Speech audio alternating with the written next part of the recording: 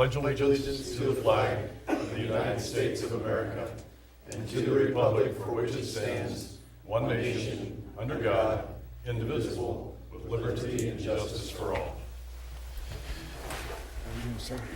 Good evening, everyone, and welcome. Let the record show that all members of all members of the City Council are present with the exception of Councilman Fairbanks.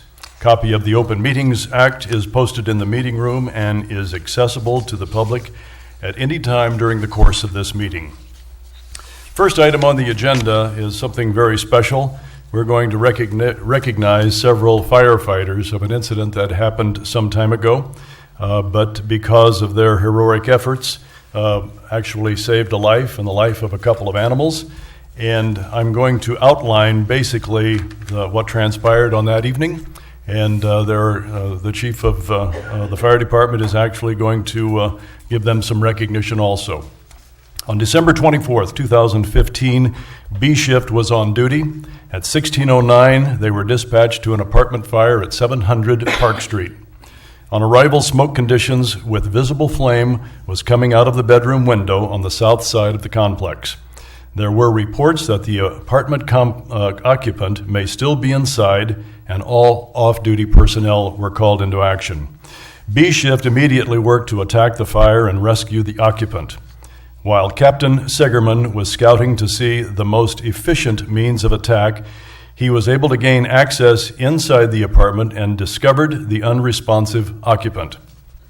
Captain Segerman then rescued the fire victim, taking him outside where the crew of Squad 1 was waiting, which had just completed a different medical call, and off-duty firefighter Moody provided immediate care to the patient. In the meantime, the fire was extinguished and firefighter Fisher rescued 2 animals. The occupant was located approximately 4 minutes after the dispatch was received, and medical care was just a few minutes later. Obviously, with the rapid growth rate of the fire, without the immediate response, the occupant's outcome could have been much different. The patient is now living in Omaha and doing well from the latest reports. At this time, we would like to recognize firefighter paramedic Hessen, firefighter EMT Litterick, and Moody for their actions in providing the life-saving care to the occupant prior to getting him to the hospital. You gentlemen would come forward. I'd like to mention firefighter Litterick's not able to be here. He had surgery on his neck recently and just got done with physical therapy and is wiped out. Okay. Thanks, Chief.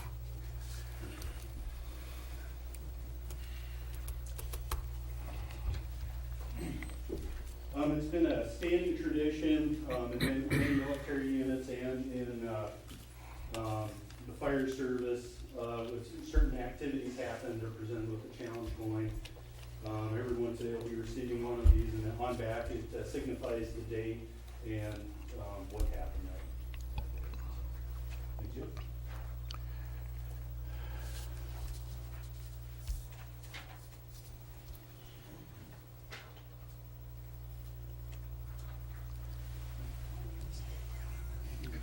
Next, we are recognizing firefighter paramedic Fisher, firefighter paramedic Massey, firefighter EMT Ellington, and Captain Segerman for the quick response and quick actions as members of the team in the response that occurred, recognition of this situation, and controlling the incident from spreading to the rest of the building.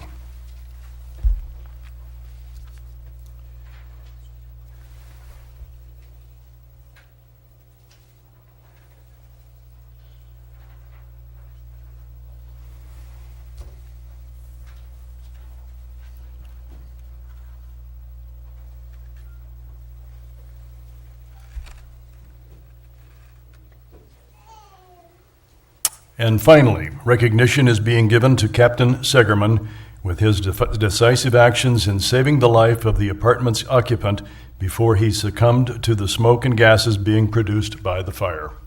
With this is the Medal of Honor for the rescue. It doesn't happen very often, but we definitely need to make sure we recognize those when they do get that accomplished.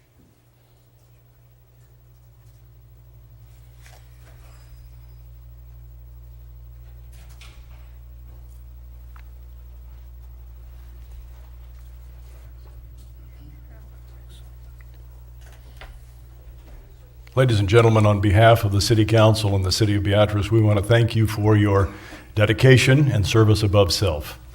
Round of applause.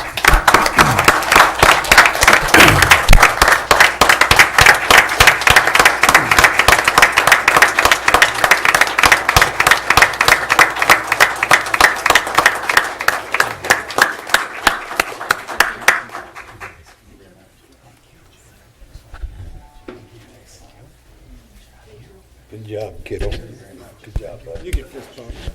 You trained them all. Proud of you guys. Good job. Good job. Now get back to work.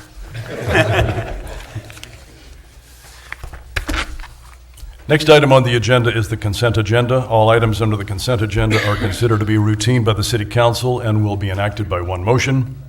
There will be no separate discussion of these items unless a council member or citizen so requests.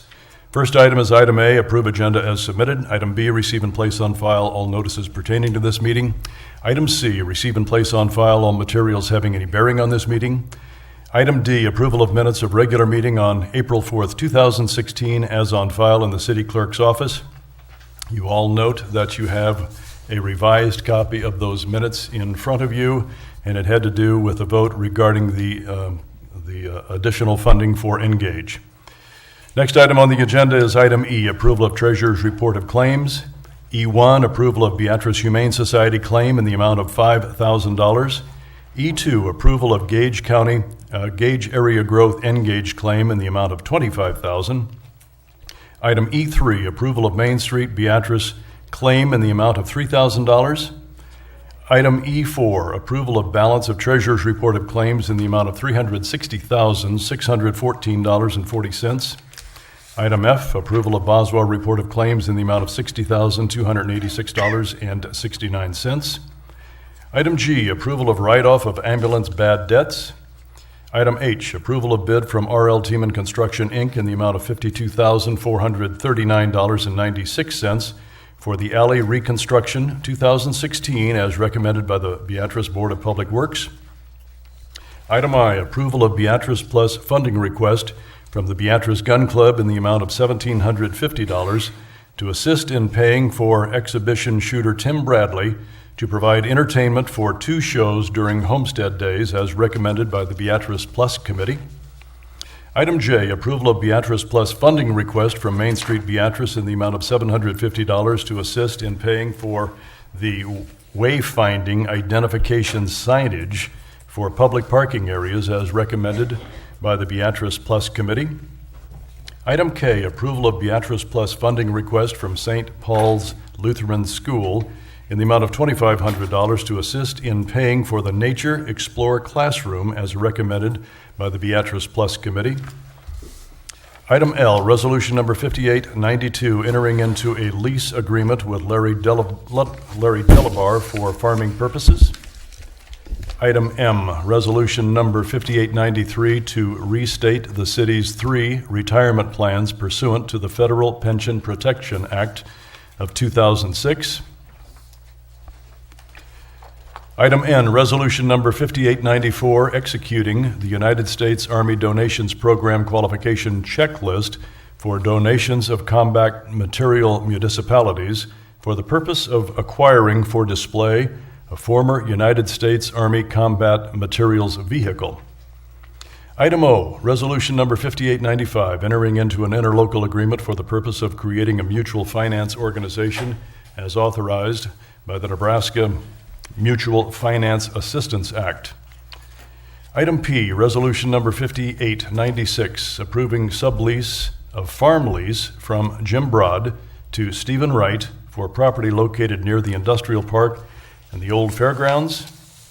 And item Q, resolution number 5897, appointing Matt Schmidt to the Community Redevelopment Authority. Any item that any council member wants removed from the consent agenda? Rick? I will abstain from E3. So noted. And Mr. Party? Jay, please. Item J. I need to abstain from E1. Phil Cook abstains from E1. And I need to abstain from E E2. And Bob from E2. Mr. Catlin? Mayor, I move that all the items listed under the consent agenda, with the exception of item J, be approved, accepted, and ratified as presented. Second. Been moved by Catlin, seconded by Morgan, that all items under the consent agenda, with the exception of item J, be approved. Your vote, please. And that is approved. Beg your pardon, let's shut that off. 8-0. Item J. Mayor, I move for the approval of Beatrice Plus funding request from Main Street Beatrice in the amount of $750 to assist in paying for wayfinding/identification signage for public parking areas as recommended by the Beatrice Plus Committee, be approved, accepted, and/or ratified as presented. Second. Moved by Catlin, seconded by Party, that item J be approved. Discussion. This looks really familiar to what we just passed last meeting. Always a bigger request. Are we adding this on to a bigger total to expand out, or? Right. What you saw at the last meeting was Main Street's request to come out of the funding policy, which you remember says the 25% maximum. This is their request out of Beatrice Plus funding. This project is actually a joint project between the city, Main Street, and the Chamber.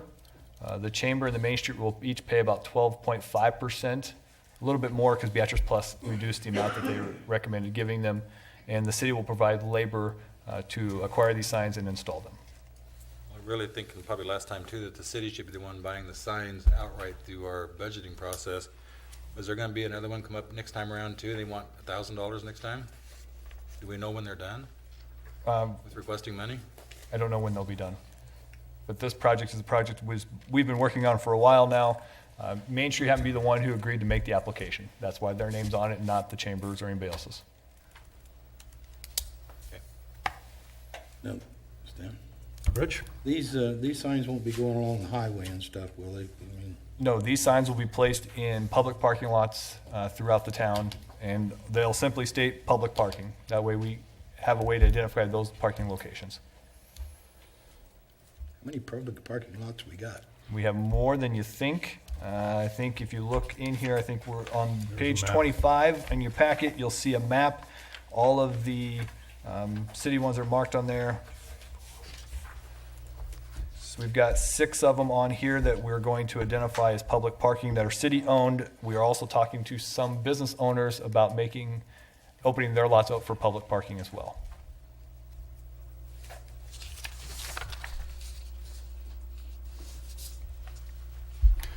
Any other comments, questions? Anybody from the public? All right, your vote, please. And that is approved 7-1 with Party voting no. There are no public hearings. Next item on the agenda is a resolution number 5898, adopting the City of Beatrice Strategic Plan for 2016. Mayor, I move that resolution number 5898 be passed and adopted. Moved by Catlin, seconded by Billsbach, that resolution number 5898 be passed and adopted. Discussion? We have Joe Johnson here Joe, from you OA. snuck up. Good evening, Mayor and City Council members. First of all, I just want to tell you guys that it was an extreme pleasure working on this project. And the City of Beatrice honoring those individuals that saved somebody's lives and prevented a major catastrophe just proves that point that this is just an outstanding community, and you guys are right on track. So we can go in depth into the strategic plan if you wish, but more broadly, I was told by a wise man once that he can tell if a community is ever going to grow by going onto the streets and talking to the 5 community leaders. And if all 5 community leaders gave him a different direction, that community was never going to grow. But if 5 leaders in the community gave him the same direction, that community was going to grow. And that's basically what a strategic plan is. And this strategic plan specifically got all the agencies, all the community partners, all the community organizations together to brainstorm and think of things that can better the city of Beatrice, the community of Beatrice. So that's what this strategic plan is built around. So if you look at the quality of life place, I don't know if, there we go, perfect. So if you look at this wheel, that's basically what a community is made up of. These different factions, these different silos, these different kind of slices of the pie, if you will.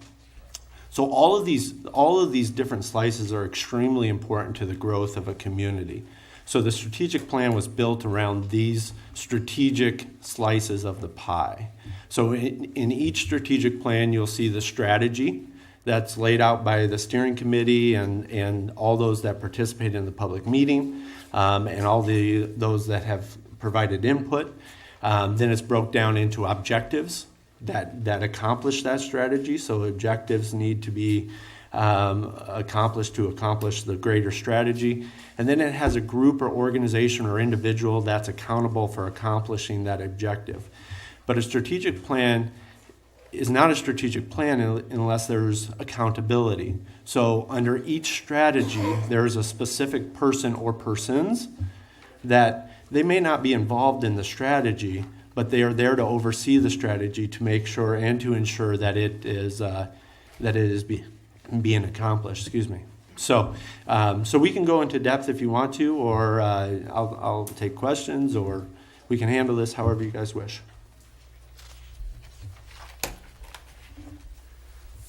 I've got a couple questions. Ted? On page 12, under the responsible party, Beatrice Community Redevelopment Agency. And I see Tobias is on the top of that page, so I don't know if this is a question for you or a question for Tobias, but I don't know what that is. I'm sure it's our CRA, Community Redevelopment Authority. CRA. So it's a Okay. CRA. Okay, I just wondered if we had entered into an agreement with bits and pieces of other agencies, you know, somebody from Engage, somebody from the Chamber, and developed a new, No, nothing new has been formed here. The first A talks about tax increment financing, that's going to be the CRA. okay. Okay. So my only other question is, and I think you kind of answered it, but I wasn't involved in this very much. So my question is, under the responsible party, so you have on different pages, we have Chamber of Commerce, we have Main Street. You know, the city of Beatrice that's a pretty easy thing because you guys are all paid staffers, you're working for us. So, but the other agencies, were these just assigned to them, or was this something that, when this came out, I mean, do they know that they're responsible for this? Has their boards met and agreed to these? And how far into it, I guess, is my question. I don't know that their boards have met necessarily. I can tell you that as we went through this process, members of those different boards and organizations were involved as the strategic plan was developed. Some of these were things that they brought to the table that they'd like to see done. They wanted to kind of champion. So hence they were then kind of designated as the responsible party for those types of events and activities. Well, I think it's important that everybody's involved and everybody's on the same page. So, and I liked it, but I was just curious about that. As I've sat here over the years, from time to time, under different administrations, we tried to distance this body tried to distance itself from the chamber and tried to kind of, do away with some of the other organizations. So I'm glad to see that we're all on the same page and we're all working and we're all moving in the same direction. And so other than that, I liked it. So those were the only questions I had. Thanks. Rick? On page 47, can you expound a little bit more on the promote the expansion in the Nebraska Municipal Land Bank Act to first-class cities? Does that have a chance of us getting that in? It's more of a lobbying effort, but we put that in there because the city of Beatrice can really take a leadership position within the state of Nebraska. Because right now, municipal land banks are only used by a metropolitan and primary class cities, so Lincoln and Omaha.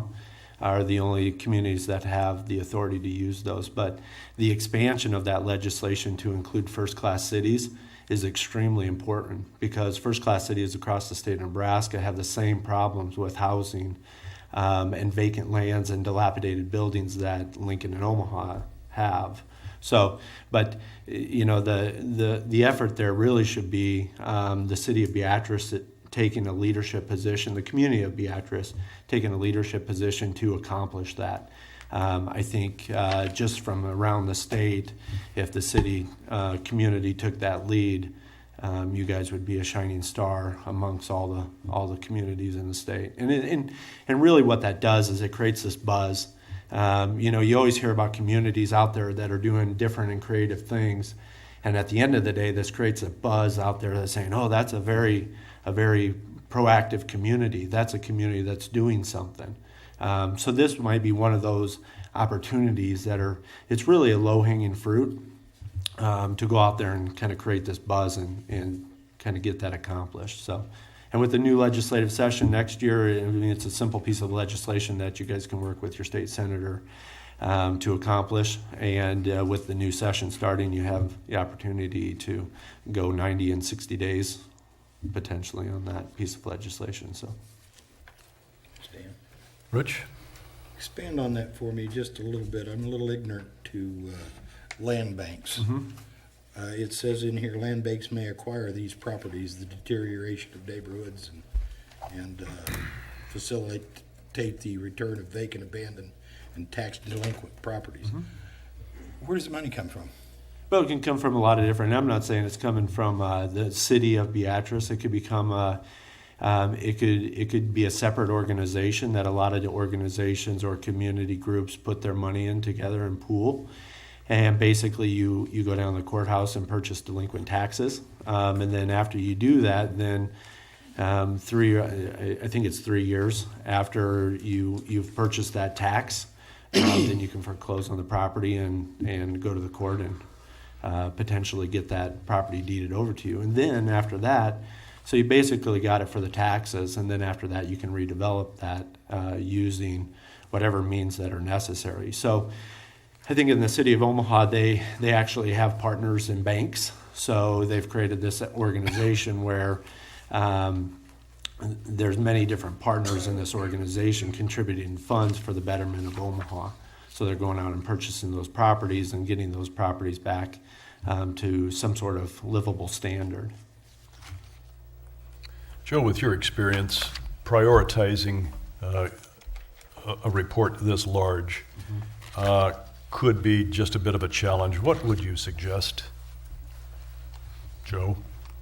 Well, it really was a challenge, but Tobias will be the first one to tell you that as a city administrator, you kind of live and breathe this kind of stuff. So you're kind of always thinking 10 steps ahead of the game. So it's from a prioritization standpoint, really in the strategic plan, anything in there can take the front role. So, like I'll give you an example. Like fiber optic communication, in my eyes, is probably one of the most critical pieces of infrastructure that communities have to have. Bandwidth in the future is going to be a utility. It's going to be like flipping on your switch and the light coming on. People will just require that much bandwidth without any expectations or limits to that bandwidth. So what I'm saying is that may be a low priority, it may be a 3 or a 4 right now, but if that somehow moves, I jump on that and get that up to the beginning and start going with it. So prioritization can flow, but really the accomplishment of tasks within there is the most critical portion of that. So, Thanks. Anybody else? Stan, Yes, Phil? I really like the program that we came up with, but I think we should all be in charge that we bring this back every month to our work session, and we put the people that are in charge of these strategies feet to the coal and make sure we actually keep working on the project. After 20 years of doing this, I've seen so many of these great programs go like this next month, and we never look at them again. So I'd like to see us all bring these every month to our meetings and ask Tobias, where are we on this? Where is it? And find something you're passionate about in here and make sure you drive it forward. It's the only way it's going to get done. Monthly might be a little often, quarterly probably a little more realistic, but we could try it for a while. We can try it, but if we don't keep working on it, it'll just, Don't disagree. Rich? On page 13, it says submit a community development block grant application for the downtown revitalization phase 2. We've already done that, haven't we, Doug? We've done phase 1 is what we're in the process of doing now. Phase 2 is the next round that comes out. Probably come out, next year, 2018? The application will be due approximately in May of 2017. Then we'd be awarded in the late summer, fall of 2017 and begin project in the beginning of 2018. And that's 250,000? Yes. 350? 350. That was 350. but- 350? I think it's 250. 250, I believe. Yeah. 250. We'll take 350, but I think it's Yeah, well, 250. yeah. Yeah. Anyone else from the council? Anybody from the public? All right. Your vote, please. And that is approved 8-0. Joe, thank you very much. Thanks for the time you've spent here. Thank you, guys. This has been an extreme pleasure. I just want you guys to realize that this has been an outstanding community to work with, so kudos to you guys. Thank you. Very Come good. back anytime. Yeah, absolutely. for free. Bring your friends. Okay, next item on the agenda is Resolution Number 5899, authorizing application to the Civic and Community Center Financing Fund grant for improvements to the Beatrice Municipal Auditorium. Mayor, I move that resolution number 5899 be passed and adopted. Moved by Catlin, seconded by Playbaugh, that resolution number 5899 be passed and adopted. Discussion, Mr. Tobias? This is a grant application that we've used in the past. We used it, last time the city used it was for funds to improve the Carnegie Building, back when that building was renovated about 5 years ago. We're looking to use those funds again, this time for the city auditorium. As we've discussed, we have a number of things at the city auditorium that we need to just update and fix in that facility. That facility is eligible under these grant applications, and so what we're looking at on page 123 of your packet, we kind of listed out some of the things we're looking at doing in there. There's some HVAC work that needs to be done in the building. So we'd like to install some new 88 doors into the facility. There is some tile in the entryway that needs to be replaced, and there was one other item here. Tuck pointing on the exterior of the building needs to be done. And so those are the things we're looking at doing with this grant application. It's a 50-50 match. Some of those funds have been in Mr. Pethaw's budget for this year and next year. We look to combine those funds as part of the grant as the match. Additionally, there are some additional funds in here that we would look to use, as we discussed last time when we talked about the budget, to use to make that match as well. Application timeline, process. I think the pre-application and the application are both due by mid-May. Is that correct, Mr. Butcher? Pre-application will be due by May 1st, and then automatically after approval there, you turn around, and I think by mid-May, to the end of June, you have to have the final application in, and then they have a quick turnaround on award. So work could begin yet this year? It would probably be on some late this aspects. calendar year is what we'd be looking at. Okay. Rich? Does that tuck point include the entire building or just the north side? Entire building. Entire building. Needs it. Anybody else? Anybody from the public? And your vote, please. And that is approved 8-0. Resolution number 5899 has been approved. Next item is an ordinance, ordinance number 16-005. This is the third and final reading, adding Article 12 and sections 7-370, 7-371, 7-372, 7-373, 7-374, 7-375, 7-376, 7-377, 7-378, 7-379, 7-380, and 7-381 to the Beatrice City Code regarding adjoining buildings. Mayor, I move that said ordinance number 16-005, the title therefore be approved, and said ordinance be read by title only the third and final time tonight, and that said ordinance be passed and approved. Second. Moved by Catlin, seconded by Cook, that ordinance number 16-005 be passed and approved. Discussion. Mayor, Rich? I move that Just a minute. Just a minute. This is the adjoining building ordinance, and as you will see, there's an amendment below it. And I'd like, do I speak to the amendment now, or? You can make the motion. You can make the motion, yeah. PD, go ahead. You got it. Just so everybody's on the same page, we pulled this at a meeting, and we had 2 meetings with the business owners downtown 2 weeks in a row. I believe we had 5 or 6 of the downtown building owners. We went through this ordinance line by line, word by word. Everybody got to put in their thoughts, and we did amend this ordinance quite a bit. And when we walked out of there, it seems that everybody was, well, some had to give, some had to take, but it seems like that we came to a consensus, and this amendment that I'm proposing is a combination of those meetings, and I think everybody walked out of there fairly well satisfied that this amendment and this ordinance, as far as the amendment would work. So is that your motion? Yeah, I'd move that to amend ordinance number 1605, and to replace it with the committee's amendment in its entirety. Is there a second? Second. And moved by Kerr, seconded by Catlin to amend ordinance 16-005 and to replace it with the committee amendment in its entirety. Discussion on the amendment first.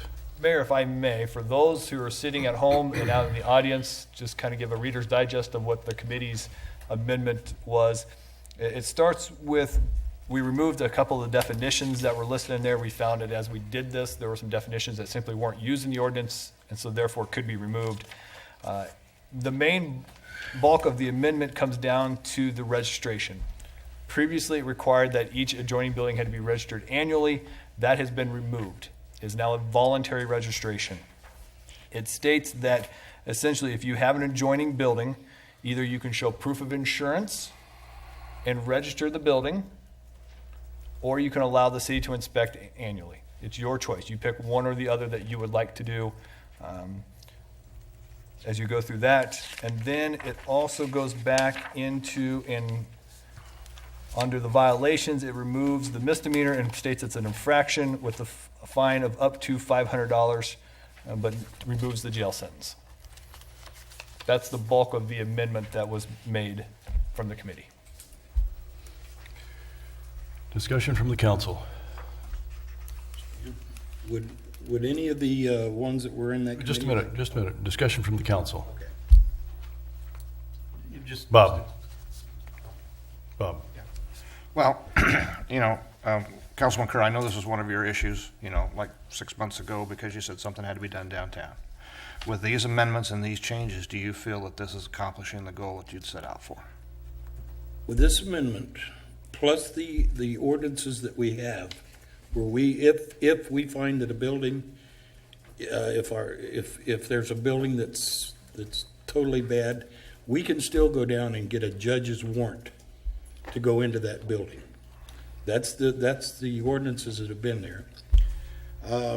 Yeah, I think this satisfies everything that I was looking for, and like I said, I think that the downtown folks were, well, maybe not completely satisfied, but I think they demonstrated that they could live with it. Okay, thank you. Rick?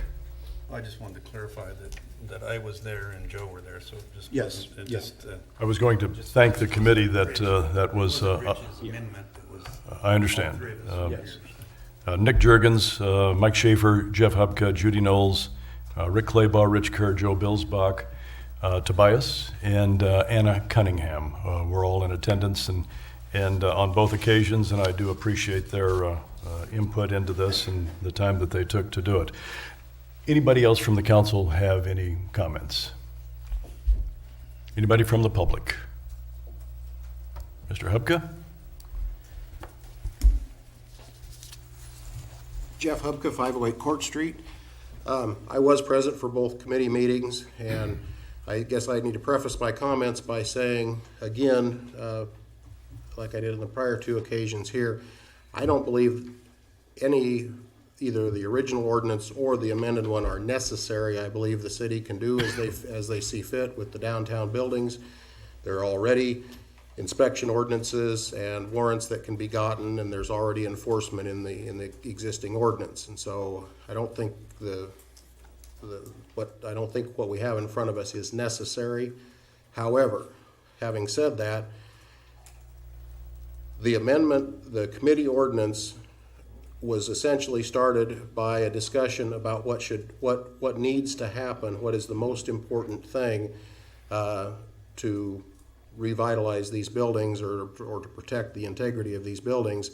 And it was decided that access for the building inspector was what needed to be done. And so starting with that as a goal, the idea of everyone in town registering, or every adjoining building owner in town registering their building, and some of the other administrative things that really don't further the goal of the inspection department or the job of the inspection department, nor do they further the improvement of the building. They're in effect administrative fluff, if you will. That's why those items were taken out. And so the way I look at this amendment is that it is a streamlined version of the original ordinance that 16005 that was brought to this body. It's a win-win situation for everyone. It does allow the city more enforcement and more ability to get into and have access to buildings and to work with the building owners. So the reason that you want 16005 in the first place is still there unchanged. It also limits the workload for the building inspector and the administration for the building inspection office.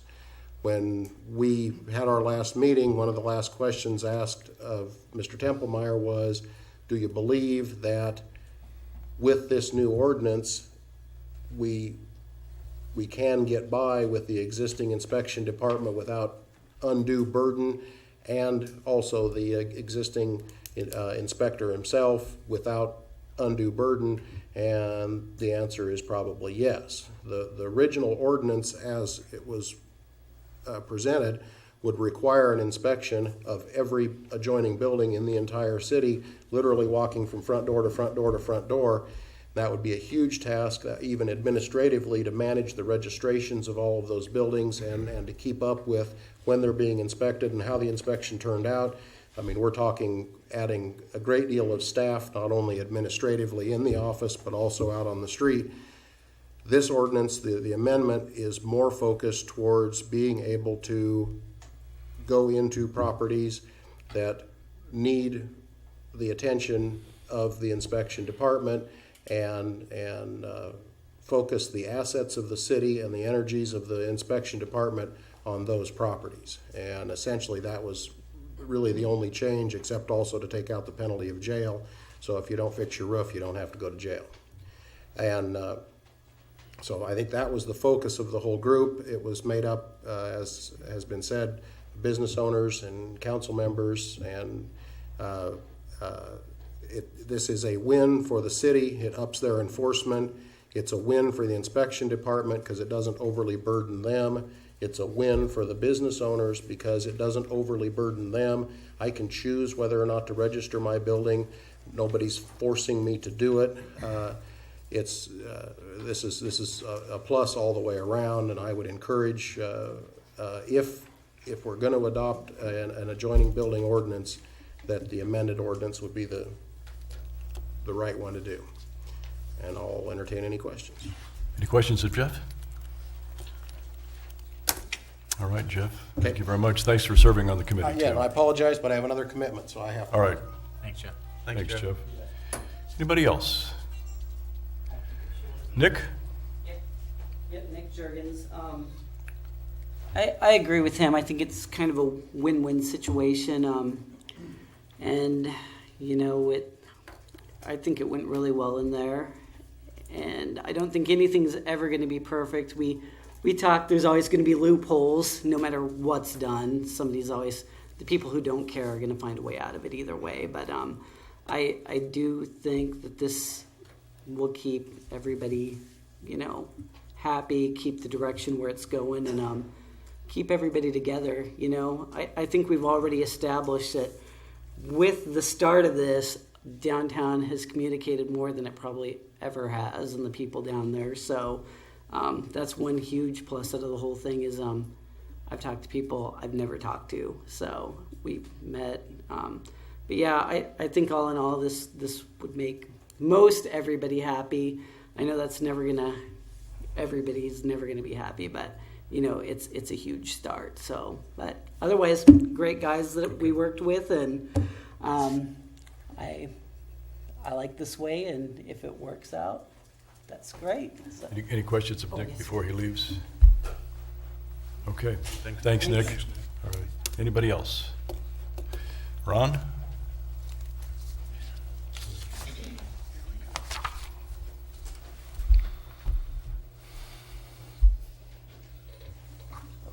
Ron Miller, commercial property owner here in Beatrice.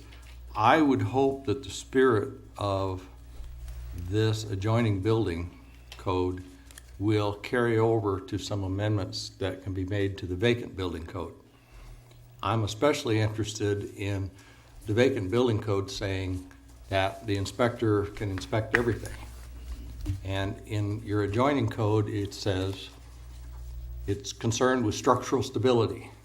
And I would like to see the vacant building code also amended to. Ron, let's stay on task, because the adjoining building ordinance is on the agenda tonight. The vacant building is not. Okay, so we cannot discuss that. Then. Okay. Thanks, Ron.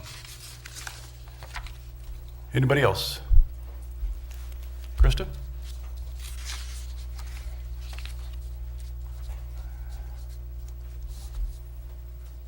Hi, Krista Weedle, 1123 North 19th Street. I am a realtor at Hardig Real Estate, and I am the vice president of the Tri-County Board of Realtors, which serves Gage, Jefferson, and Saline County. And I was just asked to come and express our board's appreciation for the council working together with the business owners in an effort to make our downtown more attractive. We often hear from realtors that they avoid downtown when they're bringing people to look at houses, because if you stand back and look at some of the buildings as an outsider, I sat at the corner of 6th and Scott and looked across the street to the west, and those buildings are a real eyesore. There's paper hanging in the windows and falling out of the windows, and it's kind of an embarrassment when you're trying to show off your community when you see things like that. And so we appreciate every effort that is being made to help clean up our downtown. The strategic plan is also a great move in the right direction in helping keep Beatrice a great place to live, and we thank you for your efforts. Questions of Krista? I don't have a question, but we need to reestablish that this isn't just for the downtown. Of course, right. This covers the entire community. These ordinances for vacant buildings and. Well, this is adjoining, and most of those are downtown. Right. Right. Yeah. Thank you, Krista. Thanks, We're dealing with the entire community, not just the segment. Anybody else? Kate?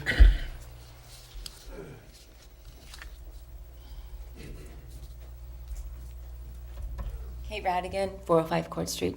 I just had a question about the insurance part. I haven't seen this amendment in writing. I don't know exactly what it says aside from your paraphrase that you guys gave. And I appreciate you taking the time to think about this some more and to fine tune it. So I thank you for that. If you have a standard liability policy like a business owner would have, and you have $1 million coverage, is that the threshold? Or I didn't hear any discussion about that. So. Yes, the ordinance, as it stated previously, but the owner of an adjoining building, it says may acquire and maintain liability insurance in amount not less than $1 million. Okay. So if you have that, then you're, You have that, and you register. City will note that, and you're good for the next year. okay. Annually, your registration will come back up, and we'll just ask for proof of your insurance again, if that's the path you wish to choose, and if so, you'll provide that again to the city, and you'll be done for another year. And what is the registration, is there a fee to register the building every year, and what is that? No, No fee? Okay. there's no fee. Okay, that's all. Just wonder. I didn't see the writing part. I just want to make sure I understood what that threshold was. So thank you. The only fee is about 15 minutes of your time to go down and talk to these young ladies. That doesn't sound too hard. Okay, thank you. Anybody else? Okay, are you ready to vote on the amendment? Your vote, please. And that is approved 8-0. Amendment to 16-005 has been passed and adopted. Now we will vote on the final reading of 16-005. And again, just so both the council's aware and the public's aware, this will be the third and final reading of this ordinance. So as amended, after this reading, pass or fail, we're done with it. So everybody understand? So a yes vote will carry the amendment through and replace the old one. No, that you just already voted there. on. That's, the amendment's already there. Yeah, the amendment's already there. It's if you vote yes, you are enacting the adjoining building ordinance. If you vote no, you're voting no and killing it. Enacting the adjoining building ordinance as amended. Correct. Any further discussion from council? Any further discussion from the public? And your vote, please. And that is approved 8-0. Resolution number 16-005 has been passed and approved. You gotta read that now. Ordinance 16-005 is an ordinance to add Article 12 and Sections Sections 7-370, 7-371, 7-372, 7-373, 7-374, 7-375, 7-376, 7-377, 7-378, 7-379, 7-380, and 7-381 to the Beatrice City Code regarding registration of adjoining buildings, set fees for inspections, identify exemptions, notate penalties, and outline other matters related to the adjoining buildings, and to provide for publication in pamphlet form and for an effective date of this ordinance. Mayor, I move that resolution number 5900 establishing, Mayor, I move that resolution number 5900 be passed and adopted. So we're down to the fee. Is there a second? Second. Moved by Catlin, seconded by Morgan, that resolution number 5900 be passed and adopted. As we've stated in the past, we have one fee resolution now, so anytime we add anything or change any of the fees, we have to pass or enact the entire fee resolution. So what you have in Resolution 5900 is on page 138 of your packet. It's adding section 11 to the fee resolution regarding the adjoining building. And those fees include the initial registration fee is free. The late registration fee is, we have it at $100. The appeal fee at $75, a rescheduling fee at $50, and a reinspection fee of $47 per hour with a minimum charge of half an hour. So again, the initial registration fee is free. I think that's the biggest thing here. The other fees just come in if there's an appeal and if there's an inspection and some rescheduling needs to be done, those types of things. Mr. Butcher? If I may interject, we actually drafted two versions of this resolution in anticipation of the amendment vote. We're actually going to be voting on version B. Version B eliminates the initial registration fee, which there never was, but also the late registration fee, because there is now no registration. There can be a late registration fee because you're not required to register it.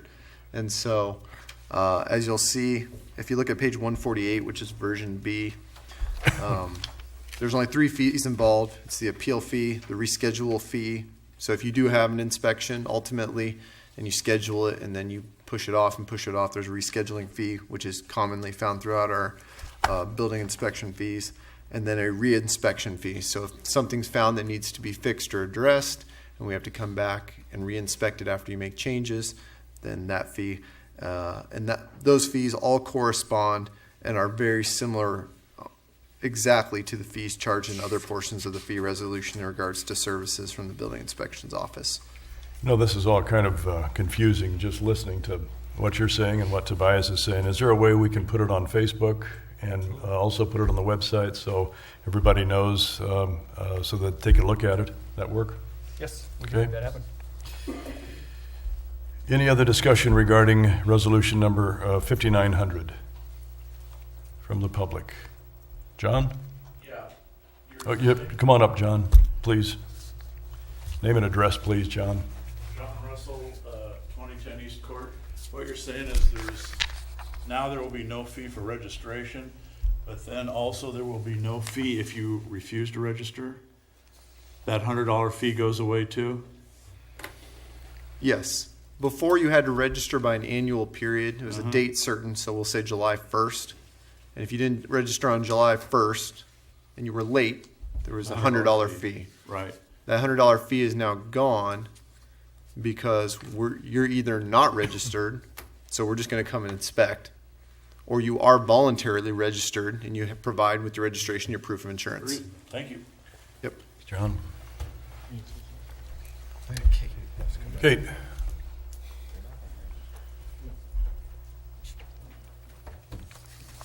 Kate Radigan, 405 Court Street.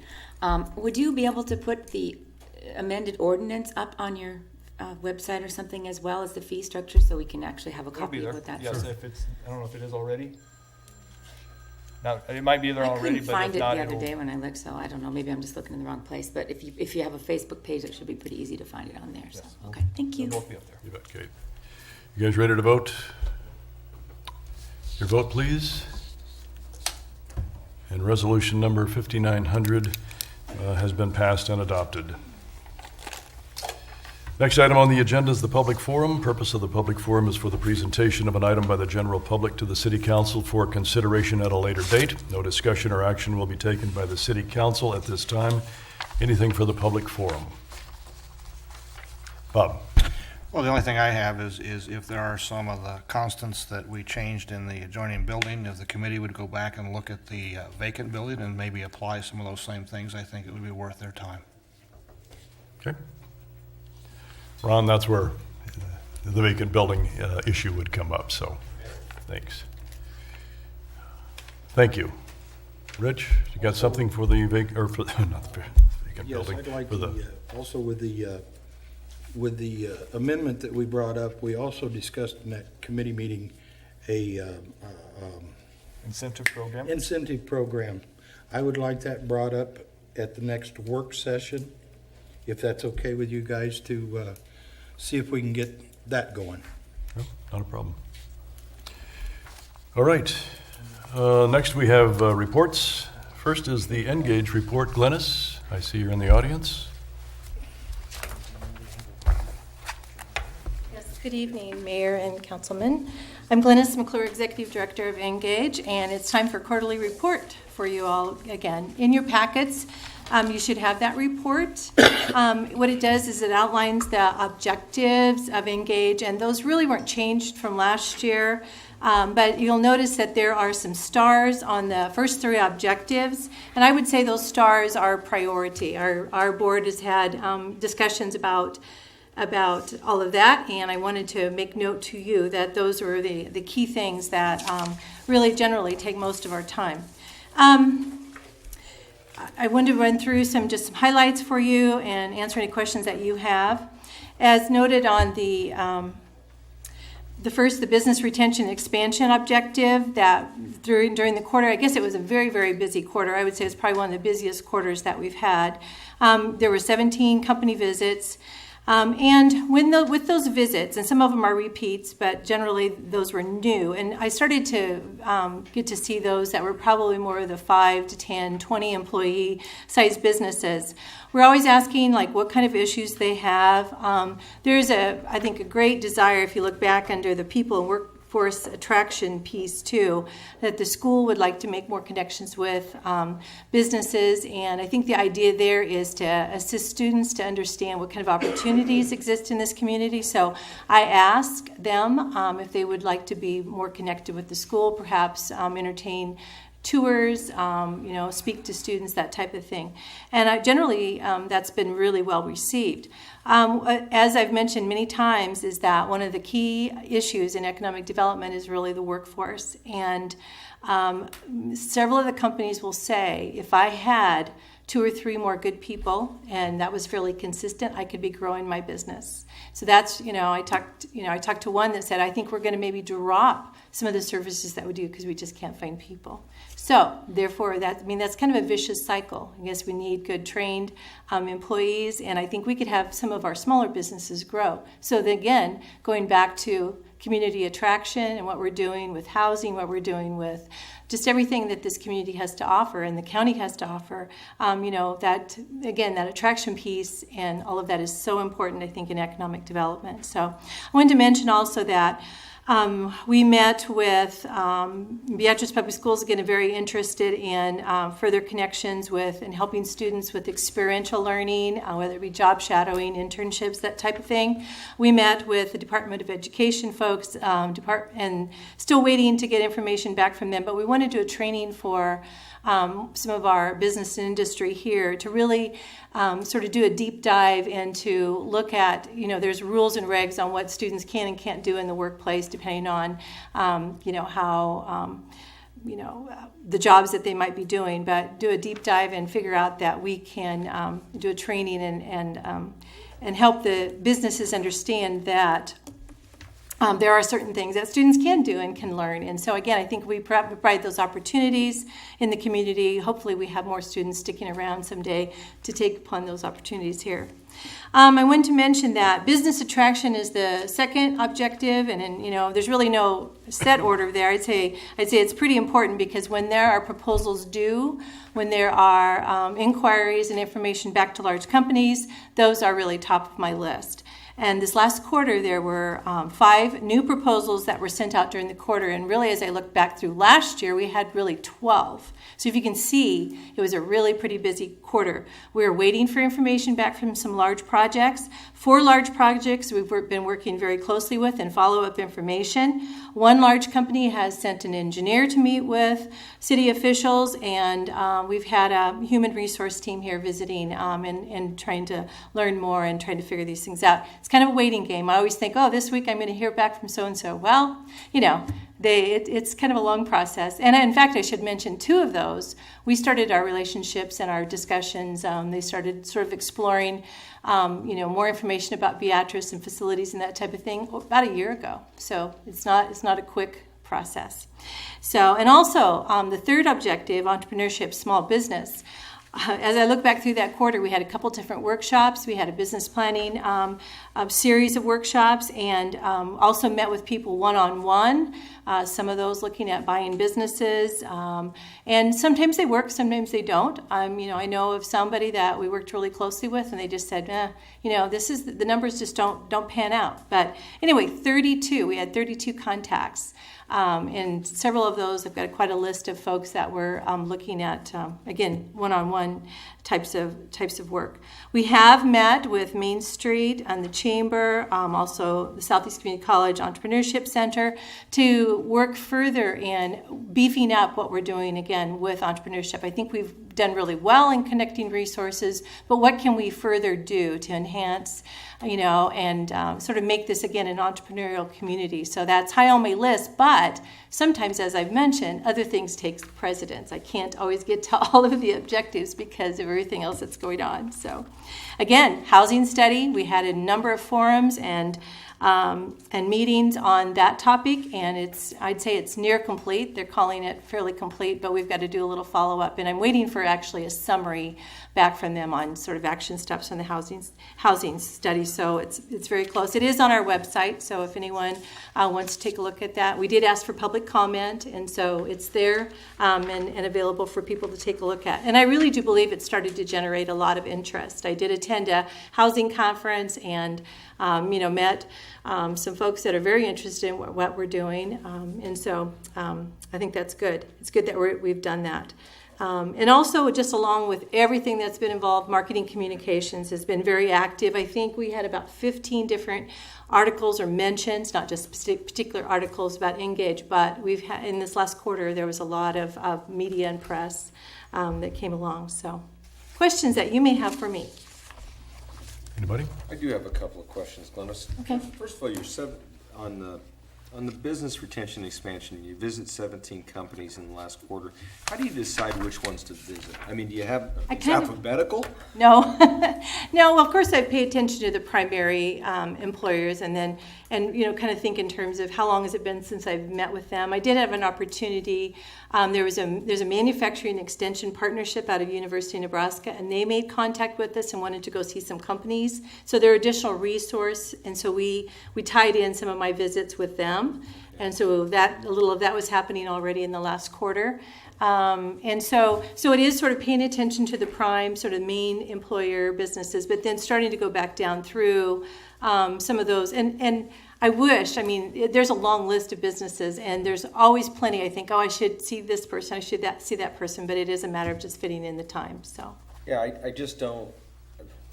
Here again, I'm not on your board, but I wouldn't want any of the employers that don't have a high number of employees to feel slighted. And so, right. Just the thing. So that was my question. One. And my other question, my last question is, so you talked about when you have this contact with these people in different companies, and you ask them, what can we do? What shouldn't? Are we doing this? Are we doing that? So some of that has to come back to this body. What can the city do for us to make it more palatable? How do you track that? You give it back to your board makes the decision, they give it to, I don't track back. Thank you. I don't report on all individual. I guess if there's some severe issues, of course we would try to deal with that. Sometimes it's just talking about that they may have some expansion plans in their future. Maybe they're looking at buying a piece of equipment. We did a training, actually Southeast Community College. We brought in Department of Labor, some others there were 17 that attended that, where they might look at what grants or resources would be available if I needed to further my workers' abilities and that kind of thing. So some of those folks I'm kind of following up with, and so it's just knowing sort of what's their hot buttons right now, and just seeing what we can do to help. So it's a little bit need-based. Mm-hmm. Okay. Mm-hmm. And we do track it. We do have a program called Synchronist, and so I come back and I enter that information in so that I can go back and say, well, yeah, what did we do last time? And that's kind of helpful too. I'm also looking at, have they grown in employment? Have they pulled back in employment? What's really kind of going on with that, as long as... So you figure out what you've done right and what you've done wrong. No. It's a learn curve. And it's not always what we're doing, but at least we're there to say, hey, we want to be supportive if the need arises. Okay. Okay. I think one of her priorities is to just ask what the city can do for them. Yeah. And I think that's very important that we reach out to them and offer whatever we can to be of service, as long as it's reasonable. Well,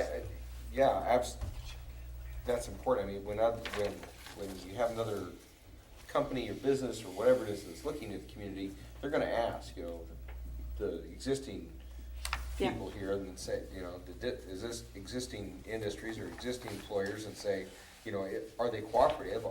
Is it something, is it a workable situation? Is it well done? Yeah. That's where we come in. So that's all I have. Yeah, good.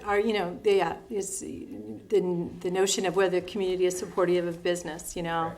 And I guess too, I'm open that if I haven't had a chance to visit with somebody and somebody wants to sit down and visit, I'm totally open. If I haven't got to them yet, I'd certainly like to do that. So I don't want to leave people out, companies out. So Okay, yes, Rick? Glennis, tell me about the Lincoln Area Development Partnership. What other communities are involved in that, and how often do you That's- meet, and is it productive? It's a southeast Nebraska area, so it goes all the way from York, Seward, all the way down through Falls City, and it's really those that have active economic development staff members that are involved in it. And we have, this last year there was a regional website. When you look at economic development, and we hear, particularly when it comes to workforce issues in an area, really looking regionally is pretty important. And I must say that we did have an opportunity to submit a proposal regionally, and of course I'm like, well, yeah, Lincoln might be a part of this, and some other communities are part of this. How are we going to benefit from that? And actually we came out top of the list on that, and we're still waiting for a visit from that company. So that was a good joint effort, and so you just never know, I guess, what really can come from that. But it seems like one of the regional website is up. And we're listed on there right along with some others. Southeast Community College is also a member of that, so it's kind of that region. And so I think there's some key players in that, and it seems like also just in a lot of discussions that I've been in with workforce attraction, workforce is really key, and that makes sense that Southeast Community College is involved in that too. So is that monthly meetings, or do you? No, it is not. We just meet as needed. Okay. And then also we do pay dues, but that might be where we work together at a trade show. In fact, one of the thoughts this year, one of the plans this year is to bring some site selectors into the area. And so we pool our money, so to speak, to sort of share those experiences. And so, yeah, I think it's well worth it to be involved with that and to be a part of that group. Yeah. So. Any other questions? Dan, is that through Innovation Campus then, or is that? No. Actually, the Lincoln Economic Partnership folks facilitate it, and they'll send out information to us. But Innovation Campus, there is someone that's involved in that too. So, yep. So, and I have attended the Community Venture Network. There's really some good possibilities that can come from that, and we get our dues paid for through the Lincoln Area Partnership. So, it's just kind of, I think, a way to double our money, so to speak, or whatever. We've gotten it back, from the dues that we've paid. Yep. So, okay. All right. Thank you very much, Glennis. Thank you for your support. All right. Next item is 7B, blighted and substandard designation for the proposed redevelopment area, number 5. Right, as we have, you want to make the motion? Let's do it. All right, I'll let you make the motion, then we'll talk about it. Okay, Mayor, I move that the blighted substandard designation for the proposed redevelopment area number 5 be forwarded to the Beatrice Planning and Zoning Commission for review and recommendation. Moved by Catlin, seconded by Billsbach, that the blighted and substandard designation for proposed redevelopment area number 5 be forwarded to the Planning and Zoning Commission. Your turn. All right. And page 165 of your packet, you'll see the map of redevelopment area number 5. This is a long process we have to go through in order to pass this thing. This is the first step, and I'll let Mr. Butcher talk about the process. But as we've talked about in the past, this essentially starts up at the hospital, kind of wraps back around the east side of Beatrice on the northeast corner. Most of it's out of the city limits, comes back in about 13th and Dorsey Street. Kind of that area is where we're looking at. Greg, you want to talk about the process of actually approving and moving forward with this redevelopment area? Yes. Tonight, as you noted in the motion, you're making a recommendation, or you're kind of forwarding this on to Planning and Zoning for their review and recommendation. After they make their review and recommendation, it will come back to the City Council for a vote on the blighted and substandard study. Putting that together with the other element of that was created by Hannah Keelan, and that is the general redevelopment plan. The general redevelopment plan will be forwarded on by the CRA, which is the Community Redevelopment Authority, at their meeting tomorrow morning. They will forward that on to Planning and Zoning as well. Planning and Zoning will hear it tomorrow night, along with this blighted and substandard designation. They'll make their recommendations to both bodies, and then ultimately all of this comes back approximately on May, I think, 2nd for review by the City Council, and that makes it final. After that point, We can undertake TIF projects within the redevelopment area. And when you undertake a TIF project, you'll go in and you'll amend the plan as it's generally put. So we'll come back and we'll amend the plan to implement a project if we have one for a potential proposal. Rich? Are we dropping off any that is in there now? No. We're not Everything deep is blighting it. staying? We're not deblighting anything. We've done that the last meeting or so, and so this does not involve any deblighting. And, anybody else? Percentage is what? Now, if we add this, About 28, isn't it? If we add this, we'll be up to about 28, 29, 30%. We can go up to 35. If we had not taken the other part out, we've been up at about 34.9, so this gets us, we'll be well under, we'll be comfortable. Any other comments? Anybody from the public? And your vote, please. And that is approved 8-0. The recommendation will go to the city council. Next item on the agenda is a legislative update. They're winding down. They're winding down. Session is essentially over. There was nothing major that came out of the last couple of weeks that impacted the city. LB, trying to see here. Like I said, the ones we've been talking about really haven't done a whole lot to city. LB 958, as we talked about, had to do with tax levies and those types of things, was amended and modified several times. The ultimate end result was not what we had initially feared. I know they also kind of then eyed the community college as well and kind of moved off that one as much too. But outside of that, things we kind of been watching, a lot of things that just didn't move this year, or not things that were of particular importance to the city. Comments? And last but not least, your monthly update. Monthly update, again, happy to answer any questions, just a couple highlights. We did mention earlier that we have sent out the RFP for the downtown revitalization Phase 1 grant. So that is out, we're waiting for responses back. We also have Carrie McGrury, she was named the Victims Advocate of the Year. I think Chief was going up, I think tomorrow is that presentation, Wednesday's that presentation. And so I think then we'll look to have her come to the city council as well at a future meeting. Also, we had the 4th final walkthrough of the library renovation project today. So I'll be happy to note that we're getting closer. We're down to, I think we had substantial completion today. And so I think you'll see the final payments come through. We were down to one door that was a little tricky to open, and so they were going to work on that some more, but didn't feel that was a need to hang up any further payments or anything else. What now? Any rainwater today? No, I didn't see any rainwater in the library when I was there today, so we'll hopefully have that done. And then I would also note that a new thing that Mr. Merrow has added to your packet starts about page 170. 245. He added pictures of before and after on some of his various properties that he gets the joy of cleaning up and working with. Sometimes after we tell you, it's hard to remember what it looked like beforehand, so he did include some pictures so you can see what it was like before his department got involved and then afterwards as well. So if you go online, they're colored pictures, so you'll see a little bit better there. Other than that, happy to answer any questions. Questions of Tobias? Anybody? Anyone from the public? All right. Mr. Catlin, I would entertain a motion that we go into executive session. Mayor, I move that the Beatrice City Council go into closed session at 8:13 p.m. for the protection of public interest to discuss real estate. Second. Then moved by Catlin, seconded by Party, that the city council goes into executive session at 8:13 p.m. Your vote, please. And that's approved 8-0.